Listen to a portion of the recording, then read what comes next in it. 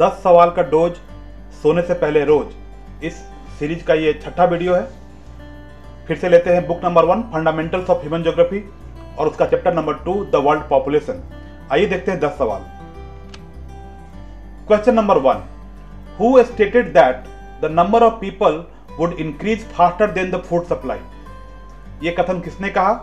तो इसका सही आंसर हो जाएगा ऑप्शन ए, थॉमस माल्थस ने कहा। उन्होंने कहा था कि किसी भी देश की जो आबादी होती है वो तेजी से बढ़ती है कंपेयर टू फूड सप्लाई, यानी वहां जो क्रॉप का प्रोडक्शन हो रहा है, फूड का प्रोडक्शन हो रहा है, उससे तेजी से वहां की आबादी बढ़ती है।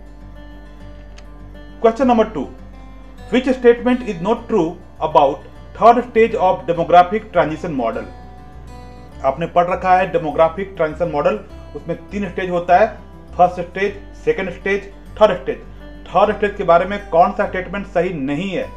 तो यहाँ पे सही आंसर हो जाएगा option B, birth rate and death rate both are high. ये गलत है क्योंकि थर्ड स्टेज में बर्थ रेट और डेथ रेट दोनों लो हो जाता है। Question number 3, population explosion occurs in which stage of demographic transition. किसी भी देश की आबादी बहुत ज्यादा बढ़ जाती है, उसको हम कहते हैं पॉपुलेशन एक्सप्लोजन। तो ये कौन से स्टेज में होता है? इसका सही आंसर हो जाएगा ऑप्शन बी, सेकेंड स्टेज। जो भी देश सेकेंड स्टेज में आते हैं उनकी आबादी बहुत ही ज्यादा होती है।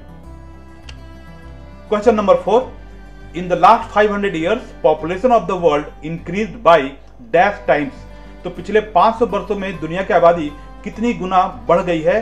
तो इसका सही आंसर हो जाएगा ऑप्शन ए, 10 टाइम्स, 10 गुना बढ़ गई है।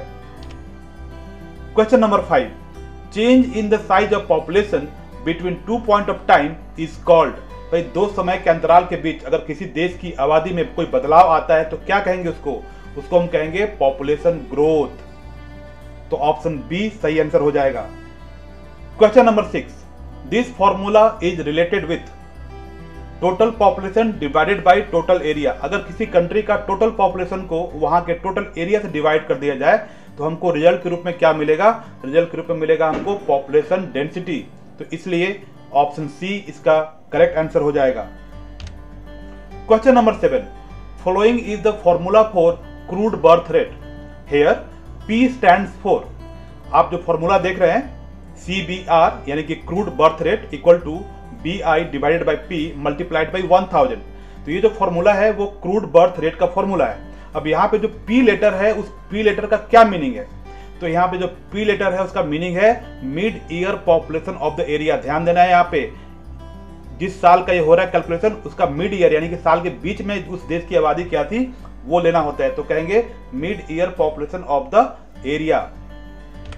Question number 8, a country has high fertility, high mortality, low literacy rate, economy based on agriculture, low industrialisation. This country would be classified into which stage of demographic transition.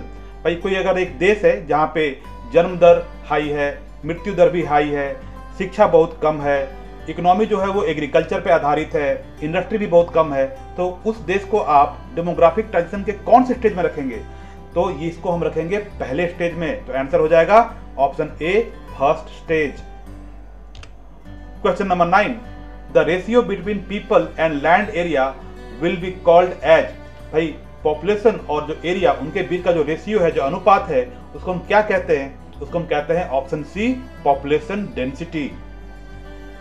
और आखिरी question, question number 10, birth rate, death rate and migration are 3 components of.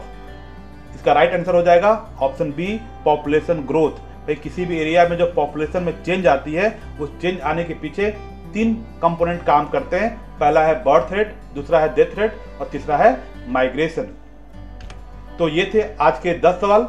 ऐसे ही और questions के लिए मेरे channel को आप like करें, शेयर करें और सब्सक्राइब करें। Thank you very much.